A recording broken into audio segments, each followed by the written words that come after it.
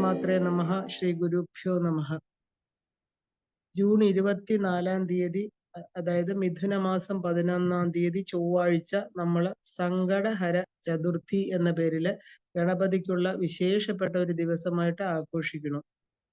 അപ്പോൾ ആവണി മാസത്തിലെ ചതുർത്ഥി ദിവസം, അതാണ് ഗണപതിക്കുള്ള ഒരു വ്രതമായിട്ട് ഭക്തര് ആഘോഷിക്കുന്നത്.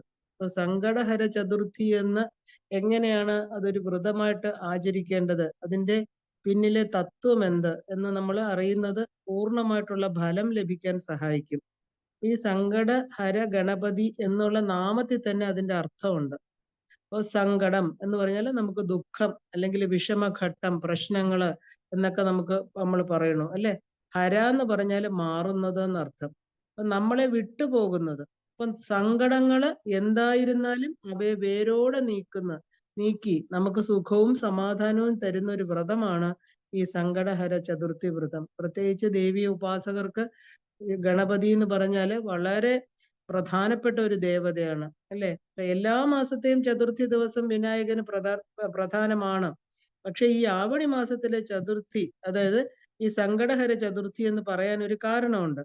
കാരണം ഒരിക്കലും ഇതിലൊരു കഥയാണുള്ളത്. കൈലാസത്തിൽ ഒരിക്കലും ഗണപതി വളരെ സന്തോഷത്തോടെ തന്റെ കൂട്ടുകാരുമായിട്ട് ഓടി കളിച്ചുകൊണ്ടിരിക്കുകയായിരുന്നു എന്നും, ഗണപതിയുടെ രൂപം നമുക്കറിയാം അല്ലെ, ഓംകാര സ്വരൂപനാണ് ആ തിരുസ്വരൂപം.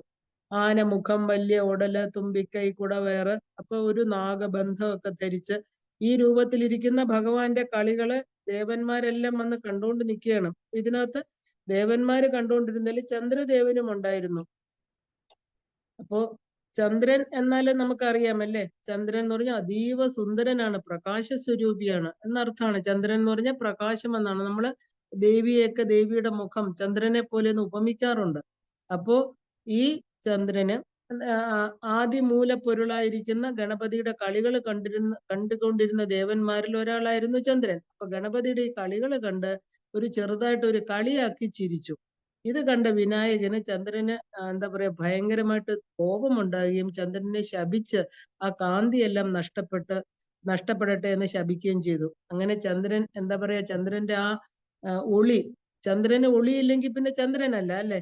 ആ ലാവണ്യമെല്ലാം നഷ്ടപ്പെട്ട് ദുഃഖിതനായിരിക്കുന്ന ചന്ദ്രൻ ശിവഭഗവാനെ സമീപിക്കുകയും അപ്പോ തന്റെ ആവശ്യങ്ങൾ പറയുകയും ചെയ്തു. തന്നെ വീണ്ടും പഴയപടി ആക്കണമെന്ന് പറഞ്ഞപ്പോ തന്റെ പുത്രനായിരിക്കുന്ന വിനായക പെരുമാളിന് മാത്രമേ കൊടുത്ത ശാപത്തിൽ നിന്ന് മോചനം തരാൻ സാധിക്കുകയുള്ളൂ എന്ന് ശിവഭഗവാന്റെ മറുപടി കേട്ട് ചന്ദ്രൻ വീണ്ടും ഗണപതിയുടെ അടുത്തെത്തി. അങ്ങനെ പെട്ടെന്ന് ഗണപതിയെ കാണാൻ പറ്റില്ല. കാരണം വളരെ എന്താ പറയാ സങ്കടത്തോടു കൂടി തന്റെ പാപങ്ങളെല്ലാം ക്ഷയിപ്പിക്കണേ, തന്റെ അഹങ്കാരത്തെ മാറ്റണേ എന്ന് പറഞ്ഞ് വിനായക മന്ത്രം ജപിച്ച് ഭഗവാനെ എന്താ പറയാ വ്രതം എടുത്തുവെന്നും തപസ് ചെയ്തുവെന്നും. അപ്പൊ അങ്ങനെ ഗണപതി പ്രത്യക്ഷപ്പെട്ടു, മാപ്പ് അപേക്ഷിച്ചു. ആ മാപ്പ് അപേക്ഷിച്ചപ്പോ ചന്ദ്രന് മാപ്പ് കൊടുത്ത ദിവസമാണ് ഈ സങ്കടഹര ചതുർത്ഥിയായിട്ട് അറിയപ്പെടുന്നത്.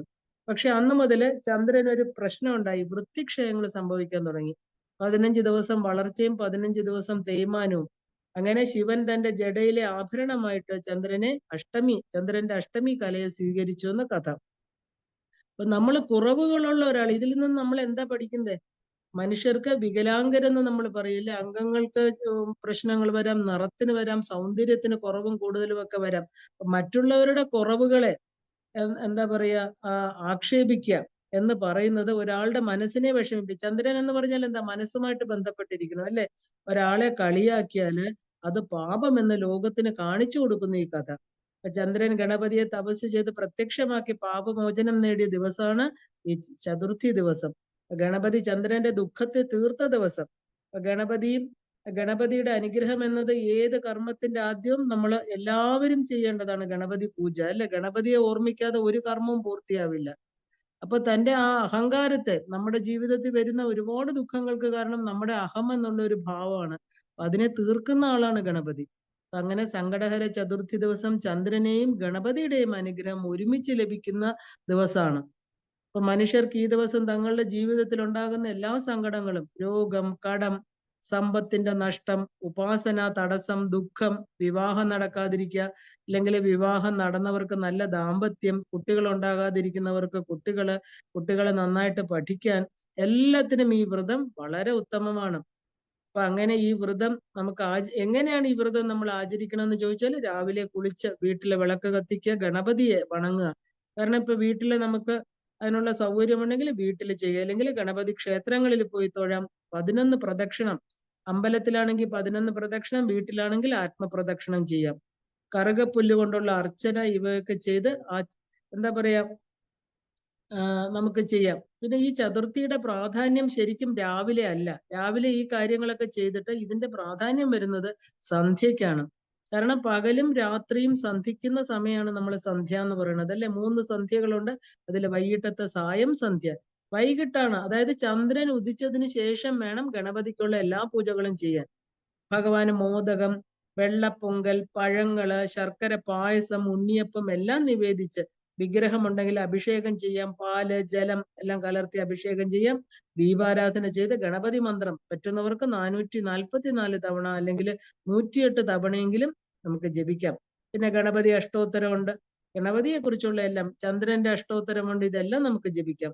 ഇതിൽ ഏറ്റവും പ്രധാനം എന്തെന്ന് വെച്ചാൽ, ഞാൻ എന്ന് പറയുന്ന ആ ഒരു അഹന്ത, അത് ഭഗവാന്റെ പാദത്തിൽ ഗണപതിക്ക് മാത്രമേ നമ്മുടെ അഹന്തയെ മാറ്റി നമുക്ക് പൂർണ്ണമായിരിക്കുന്ന എല്ലാ വിഘ്നങ്ങൾക്കും കാരണം ഈ ശരീരബോധം, ശരീരവുമായിട്ടുള്ള താതാത്മ്യമാണ്. അത് ഭഗവാന്റെ പാദത്തിൽ സമർപ്പിക്കണം.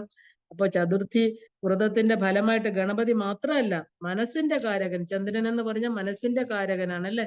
അപ്പൊ മനസ്സിന്റെ കാരകനായിരിക്കുന്ന ചന്ദ്രന്റെ അനുഗ്രഹം ഉണ്ടായാൽ എന്താ ഉണ്ടാകുക? മനസ്സ് ശാന്തമാകും, പ്രശ്നങ്ങളെല്ലാം തീരും, സങ്കടങ്ങൾ മാറി ഏത് പ്രവൃത്തിയിലും പൂർണ്ണമായിട്ടുള്ള വിജയം ലഭിക്കും എന്നുള്ളതാണ്. അപ്പൊ ഇവര് രണ്ടുപേരും അനുഗ്രഹിച്ചു കഴിഞ്ഞാൽ, മനസ്സ് ശാന്തമായി കഴിഞ്ഞാൽ ഏത് ഈശ്വര ആരാധനയും നമുക്ക് ചെയ്യാൻ സാധിക്കും.